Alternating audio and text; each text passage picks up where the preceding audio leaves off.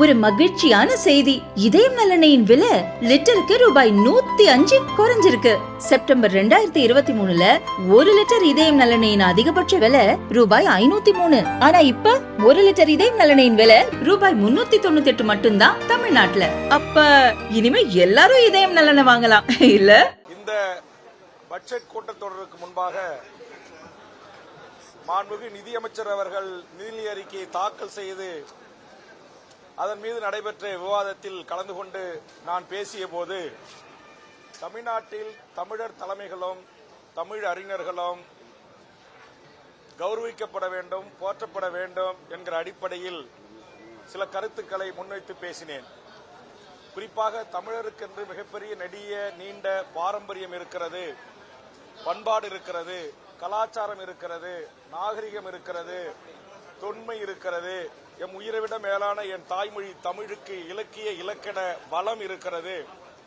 ஆதலால் இந்த தமிழை பாதுகாப்பதும் அடுத்த தலைமுறைக்கு இதே இலக்கிய இலக்கண வளங்களோடு கையளிப்பதும் ஒவ்வொரு தமிழுடைய கடமை என்கிற அடிப்படையிலும் இங்கு தமிழ்நாட்டின் அரசு அலுவல் மொழியாக தமிழ் இல்லை என்றும், அதுபோன்று தொடர்பு மொழியாக ஒன்றிய அரசோடு தமிழ் இல்லை என்றும், கோவில்களிலே தமிழில் அர்ச்சனை செய்யப்படும் என்கிற வாசகம் இடம்பெறவில்லை என்றும், கடந்த காலத்தில் தலைவர் கலைஞர் அவர்களிடத்தில் எடுத்து வைத்து தமிழில் அர்ச்சனை செய்யப்படும் என்கிற வாசகம் இடம்பெறுவதற்கான அரசாணை வெளியிடச் செய்வதிலிருந்து பல்வேறு தமிழ்நாடு தமிழர், தமிழ் அறிஞர்கள், தமிழ் வரலாற்று பேராசிரியர்கள் கௌரவிக்கப்பட வேண்டும் என்கிற அடிப்படையிலும் தமிழருடைய பண்பாட்டு கலாச்சார சீரழிவை இளைய தலைமுறையை அழைத்துச் செல்கின்ற ஒரு நிகழ்வாக தமிழ்நாட்டு வீதிகளிலே ஹாப்பி ஸ்ட்ரீட் என்கிற முறையில் ஆட்டம் பாட்டம் கொண்டாட்டம் நடைபெறுகிறது.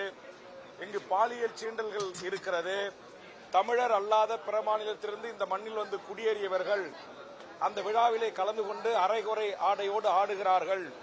தமிழுக்கென்று இருக்கிற தனித்த அடையாளங்கள் அழிக்கப்படுகிறது என்கிற அளவில் என் கருத்தை முன்வைத்திருந்தேன். அதோடு சில முதலமைச்சர் அலுவலகத்தில் இருக்கிற அதிகாரி பெருமக்களையும் சந்தித்து தமிழ்நாட்டில் தமிழர்களை கௌரவிக்க வேண்டும், தமிழ் மொழி போற்றப்பட வேண்டும், தமிழ் சமூகத்துக்கு அருந்தொண்டாற்றிய தமிழ் அறிஞர்களின் பெயரில் விழாக்கள் நடைபெற வேண்டும் என்கிற கருத்தை நான் கடந்த கூட்டத்தொடரில் கோரிக்கையாக முன்வைத்திருந்தேன். அதில் இந்த ஹாப்பி ஸ்ட்ரீட் ரத்து செய்யப்பட வேண்டும், தமிழ் விழாக்கள் கொண்டாடப்பட வேண்டும் என்று கோரிக்கை முன்வைத்திருந்தேன்.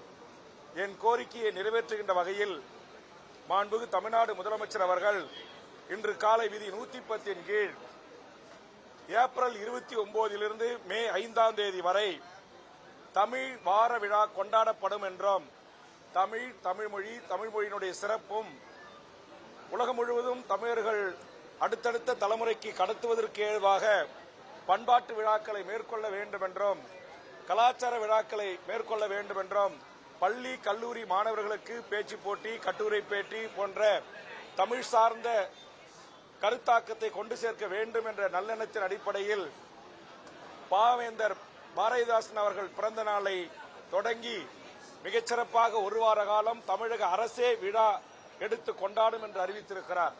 உண்மையிலேயே இது மனதுக்கு மகிழ்ச்சியாக இருக்கிறது. காரணம், தமிழ்நாட்டில் இருக்கிற சிலைகள், தமிழ்நாட்டில் இருக்கிற மிகப்பெரிய அரசு அலுவலகங்களுடைய பெயர்கள், தமிழ்நாட்டில் இருக்கிற தெருக்களின் பெயர்கள், வீதிகளின் பெயர்கள் எல்லாம் தமிழ்நாட்டை சாராத இந்த மண்ணில் வந்து குடியேறியவர்களின் பெயர்கள் சூட்டப்பட்டிருக்கின்றன, மாளிகளுக்கு பெயர் சூட்டப்பட்டிருக்கின்றன. தாய்மொழி தமிழாக கொண்டு இந்த தமிழ் சமூகத்தில் உழைத்த எண்ணற்ற தமிழ் அறிஞர்களுடைய பெரும் புகழ் என் தமிழ் மக்களிடம் கொண்டு சேர்க்கப்படவில்லை என்கிற என் வலிதொய்ந்த கோரிக்கையை தமிழ்நாடு அரசும் மாண்புமிகு முதலமைச்சரும் ஏற்றுக்கொண்டு இன்றைக்கு பாவேந்தர் பாரதிதாசனுடைய விழாவை முன்னிட்டு தமிழர்களுக்கான விழாவாக அது தொடர்ந்து அரசே நடத்தும். இதுபோன்ற கலாச்சார பண்பாட்டு விடயங்களையும் தமிழ் சமூகத்துக்கும் மாணவர் சமூகத்துக்கும் அடுத்த தலைமுறைக்கும் கடத்துவதற்கான முயற்சிகளை மேற்கொண்டிருக்கிற இந்த நல்ல அறிவிப்பினை தமிழக வாழ்வுரிமை கட்சியின் சார்பாகவும் தமிழர் வாழ்வுரிமை கூட்டமைப்பின் சார்பாகவும் மனதார வரவேற்று என்னுடைய நெஞ்சார்ந்த நன்றியை கூறுகிறேன். முதலமைச்சர் அவர்கள் 110 கீழ் அறிவித்த பிறகு எழுந்து நன்றி சொல்லி இன்னும் சில கோரிக்கைகளை கூடுதலாக முன்வைக்க விரும்பினேன். வாய்ப்பில்லாத காரணத்தால் இங்கு உங்களை சந்திக்கிறேன். அது என்னவென்றால், விழாவை கொண்டாட வேண்டும், தமிழ் தலைவர்களை, தமிழ் அறிஞர்களை, தமிழ் பெருமக்களை கொண்டாட வேண்டும் என்கிற கோரிக்கை ஏற்கப்பட்டதற்கு நன்றி சொல்கிற அதே வேளையில் இந்த ஹாப்பி ஸ்ட்ரீட் என்கிற இந்த விழா, பண்பாட்டு சிறை விழா தொடர்கிறதா அல்லது அதற்கு மாற்றாக இந்த விழா நடைபெறுமா என்பதை மாண்புமிகு தமிழக முதலமைச்சரும் தமிழ் வளர்ச்சித்துறை அமைச்சரும் தெளிவுபடுத்த வேண்டும் என்று எனது அருமை பத்திரிகை ஊடக நண்பர்களின் சார்பாக வேண்டுகோள் வைக்கிறேன். அதற்கு அடிப்படை காரணம், இன்றைக்கு தேவநாய பாவனரிலிருந்து ஐயா தேவநாய பாவனரிலிருந்து பாவேந்தரிலிருந்து பாரதியாரிலிருந்து தமிழ் சமூகத்தினுடைய பெரும் கவிகள் நம்முடைய பாவலர் பெருஞ்சித்தனார் வரையிலும் தமிழ் சமூகம் போற்றப்பட வேண்டியவர்கள் போற்றப்படாமல் அந்நிய மொழியில், உதாரணத்துக்கு ஒரு செய்தி உங்களுக்கு சொல்றேன். தமிழ்நாட்டில் இலக்கிய விருதுகளை, இந்திய அரசுடைய இலக்கிய விருதுகளை பெற்ற தமிழ்நாட்டு கவிஞர்கள் எழுத்தாளர்களுக்கு தரப்பட வேண்டிய வீடு தமிழ்நாடு அரசினுடைய வீட்டு வசதி துறையில் தரப்பட மறுக்கிறார்கள். ஆனால் தெலுங்கு, கன்னடம், மலையாளம், இந்தி போன்ற ஏனைய மொழிகளிலே மொழி மாற்றம் செய்து வெளியிடுகின்றவர்களுக்கு அவர்களுக்கு வீடு வழங்கப்படுகிறது 40 லட்சம் ரூபாய் மதிப்பிலே. ஆனால் தமிழ்நாட்டைச் சேர்ந்த கன்னியாகுமரி மாவட்டத்தைச் சேர்ந்த இளைய தலைமுறை எழுத்தாளர்கள், கவிஞர்கள், கவிப்பெரு மக்களுக்கு உரிய அங்கீகாரமோ அரசினுடைய சலுகைகளோ கிடைப்பதில் காலதாமதமாகிறது. ஆக இதையெல்லாம் நம்முடைய தமிழக அரசு நாம் ஒவ்வொன்றாக எடுத்து வைக்கின்ற போது மாண்புமிகு முதலமைச்சர் அவர்கள் அதை கனிவோடு பரிசீலித்து தமிழ் சமூகத்திற்கான வேண்டுகோளை நிறைவேற்றுகிற இந்த மகத்தான அறிவிப்பை தமிழக வாழ்வுரிமை கட்சி வரவேற்று நன்றி சொல்லி, ஒன்றிய அரசுடைய சாகித்ய அகாதமி விருதை பெற்று இளம் தலைமுறைக்கான விருதை பெற்று தமிழ்நாட்டைச் சேர்ந்த எழுத்தாளர்கள் 10 பேர் அந்த மனுவை அளித்து காத்திருக்கிறார்கள். அவர்களுக்கும் மாண்புமிகு தமிழ்நாடு முதலமைச்சர் அவர்கள் இதுபோன்ற சிறப்புகளை செய்ய வேண்டும்.